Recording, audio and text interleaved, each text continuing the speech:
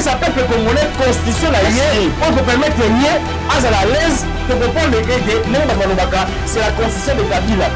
L'IDPS va gérer la République jusqu'à l'arrivée de Jésus-Christ, même si Jésus ne venait pas, l'IDPS sera où? Donc il y a un vrai pasteur à Congo et Bosso Ezafati. Bernard Bosso Ezaïe, Ndanga et Bosso Ezaïe. Avant le peuple Betama, tu vois que Daroluka et Yendenganga, parce qu'il a le pouvoir ancestral reconnu par la Constitution. Transco Pinet Toloki, bazo changer Pinet Transco na Nzela. ezalaki mabe doit être bandit en biblique utakala bakabiliste niyibi lelo Kinshasa nekobumbali erreur de parcours lelo bato bakambaka mboka bapréféraka baboma compagnie rien po bazwa bavio batiamo na kinga kati bomba face à Nabato Bakosungaye pour réussir.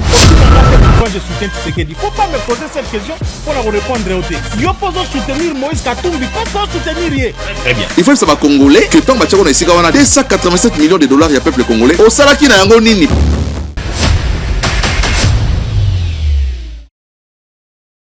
Kala ezalaka après la pluie vient le beau temps. Mais sikoyo après la pluie écoute place biso tozali eza chantier. Poto moyen ko to même bana ngo ya classe que ezali te. Après la pluie na Kinshasa et comme mabe makasi. Mabe makasi. D'accord papa, merci. Est-ce que Ozana va proposition comme ça là par rapport à la situation là? Bon, ba propos et ko zanga te la gouvernement de mutazana ba proposition nyos biso tozana proposition te ko pesa gouvernement pour gouvernement yebi nyos biso to yebisa yeni ya yebi tout ya zanga ma échelon nyonso ya ba chiffre tout ezana maboko na ye ko siko biso to ko lakisa yeni yende ko lakisa biso. Merci papa, merci beaucoup. Monsieur. Bonjour madame. Où sommes-nous précisément? Nous sommes dans l'avenue précisément à la commune de la Gombe, en face de l'église Notre-Dame de Fatima. Alors monsieur, par rapport à la thématique, notre thématique d'aujourd'hui, nous voulons savoir l'affirmation après la pluie c'est le beau temps.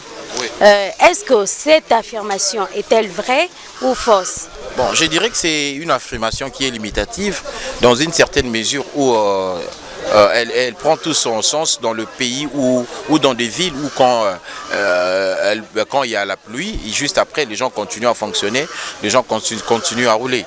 Ce qui est paradoxal avec nous à Kinshasa précisément, quand ça pleut, ben, tout s'arrête parce qu'il n'y a pas de route, parce qu'il n'y a pas de rigole, parce que la ville elle est pas urbanisée ou elle n'est pas bien gérée pour la gestion des eaux usées, ce qui fait en sorte que dans notre contexte, cette affirmation-là n'a pas sa raison d'être. Parce que pour moi, je peux même aller plus loin pour dire qu'après la pluie, il ne fait pas beau temps à Kinshasa, suite à toutes les raisons que je viens d'évoquer tout à l'heure. Donc il y a lieu d'ailleurs pour nos autorités de s'approprier cette affirmation pour pouvoir changer le fusil d'épaule, recadrer beaucoup de choses, surtout dans la planification, dans la gestion des eaux usées, dans la gestion de construction même des routes. Donc ça demande un peu plus de recul pour qu'on puisse avoir une certaine tendance, une certaine harmonie de rouler juste après la pluie. Ok, merci beaucoup messieurs. Oui, merci beaucoup, mais je tiens vraiment à souligner cela, que nos autorités doivent prendre des choses au sérieux. Parce qu'on ne peut jamais imaginer dans cette ville, juste après la pluie, tout est bloqué, tout reste à l'arrêt. Non, ça ne peut pas continuer comme ça. Il y a lieu que les autorités puissent se déployer, faire des efforts, nous fournir un cadre de vie meilleur que ce qu'on est en train de vivre actuellement. Ça vaut de leur intérêt et ça vaille aussi pour l'intérêt de la population. Merci beaucoup. Merci beaucoup, messieurs. Bon, en principe, affirmation est vraie. Dans la mesure où le climat d'abord, on voit le climat, parce qu'on dit après la pluie vient le beau temps, c'est par rapport au climat. Tu vois, il y a une semaine passée, il y avait beaucoup de chaleur, mais ce matin il a plu, on sent que la température est devenue normale, on sent la fraîcheur. Donc, et ça, affirmation vraie, moi j'aime ça, je confirme cela. Mais par rapport à la circonstance où vivre dans Congo, précisément à Kinshasa, là ça montre tout le contraire. Parce que quand il pleut, après la pluie, tout devient compliqué, les transports deviennent difficiles, il y a beaucoup d'eau par-ci, par-là, les gens souffrent pour prendre ne fût-ce que même le transport. Donc là ça complique un peu les choses. Mais du point de vue température, je dirais que non, après la pluie, c'est vraiment le beau temps. D'accord, merci beaucoup. Et vous avez quelques suggestions à faire? Pour l'instant, ça ne peut pas manquer, hein, parce que vu que nous sommes une population de la République démocratique du Congo, nous demandons à ce que le gouvernement prenne les choses en main pour terminer la guerre qui est à l'est de notre pays, pour que la population de ces coins-là vive aussi mieux, vive aussi dans la paix et dans la quiétude, comme nous qui sommes ici à Kinshasa. Je dis et je vous remercie. Merci beaucoup. Quant à moi, on a tous les deux sens. Premièrement, côté température et climat, il est vrai qu'après la pluie vient les bons temps. Mais compte tenu de Nzela Nabiso, premièrement, il est fausse. Parce que lorsque Mboule est bêti, le déplacement est difficile.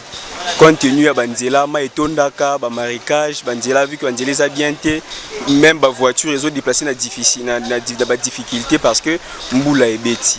Donc, pour après la pluie vient les bons temps, il faut total na circonstance après la pluie vient les bons temps. Parce qu'il y a des communes où ceux qui ont bien qu'après la pluie vient les bons temps, ils ont normalement parce que sont les bêtis, maï la ramabélé, bah caniveau ils ont bien placé et tout. Mais quant à nous ici à Gombe, ceux qui ont les bêtis, ils ont je peux dire malédiction pour nous parce qu'on se déplace difficilement. On attend que Mboula ici là après Babanda qu'on se déplacer. D'accord. Alors aux ana ba suggestion ça là. Quant à moi, je dirais qu'il faut que les autorités congolaises puissent prendre leurs responsabilités en main. Surtout beaucoup plus côté à Nzela. Ceux qui me saluent au Salam Nzela, pour ici là, ils sont difficiles. Tu es baraté pourquoi? Donc il faut ça là 2, 3, 4 mois pour Nzela moko ici là. Et puis lorsque vous ça Nzela pour réserver ba caniveau, ils sont un peu difficile. Tandis que ce caniveau on dit ça la raquette, Nzela ça la bien. Pour ce caniveau ça bien. Maï peso les cas bien ça la bien. Et puis troisièmement, je peux dire que ce sont des petites bouteilles, bas salité, bas chassé, des salaraké, maï et kanganzela. Donc on a lancé un message na bande comme ça au Congolais. Lorsque meli maï na yo na bouteille na balabala, au sali au combo le pan na yo, zoa salité, boaka soit tumba. Na place boaka na kata ka niveau zo bloquer passage pour maï tondaka et salara salité na balabala. D'accord, merci beaucoup. Oui, bonjour. Toza juste à na avenue Colonel Ebea na commune à Gombe. Ok, alors par rapport à la thématique de M. Elelo, Tonito et Bakaka, affirmation où lobby après la pluie vient le beau temps. Est-ce que l'affirmation est vraie ou est fausse? Normalement par rapport au climat n'est pas bien. Après la pluie c'est beau temps, oui c'est bon, mais par rapport au climat nous a bien. Mais la simayambula, vimbula ya lelopé et consommer biso air. Normalement bato baluka kabazu vraiment tenté ya okende ko luka ya osala misala na zape sirete sur ba bureau lelo vraiment ekoti ndenge ba bureau ekotaka. Donc mbula eza nango bien mais pour na mbula lelo et consommer biso mingi temps. Et surtout pour nous les étudiants aussi, eza na ba mususu bo bazali na ba vacation ya tongo bazu vraiment tenté ya ko participer na cours, vi ba embouteillage, vi pembula ndenge ezalaki. Donc ta vraiment ezwamite. Donc naka wana pona eza sous beau tenté. Donc naka nanga na minute ezali sous bon tenté donc ta déjà eza ya kobeba. D'accord. Alors ba situation ça les ali. Situation vraiment ya ça les até. D'accord, merci beaucoup. Merci beaucoup. Bon en fait, donc on ba eza vrai. Peut-être dans les pays où ils sont un peu développés, bon, disons où ils sont développés, on connaît pour la pluie vient le beau temps. Au sens que non, tant au bimi, on circule bien, que ça soit à ma colo, tout va circuler bien. Par contre, ce qu'on biso na mboka na biso, au komona ke, touti na moi le bosso na rampo ni wileria wa. Transport na comme na passé, konzela et tondi mai, moi mi tout que circuler normalement. Exact. Y compris na biso ba piéton place ko chama kolo malunga exact dans banzela za bien té voilà. OK, siko par rapport à la situation na okozana ba suggestion ya kopesa. Non, si faut faire la suggestion ça ka juste peut-être ya ko interpeller ba Konzaville. Ko ta pena moi mayele na ville na biso pour ville venir comme trop sale. C'est très sale vraiment.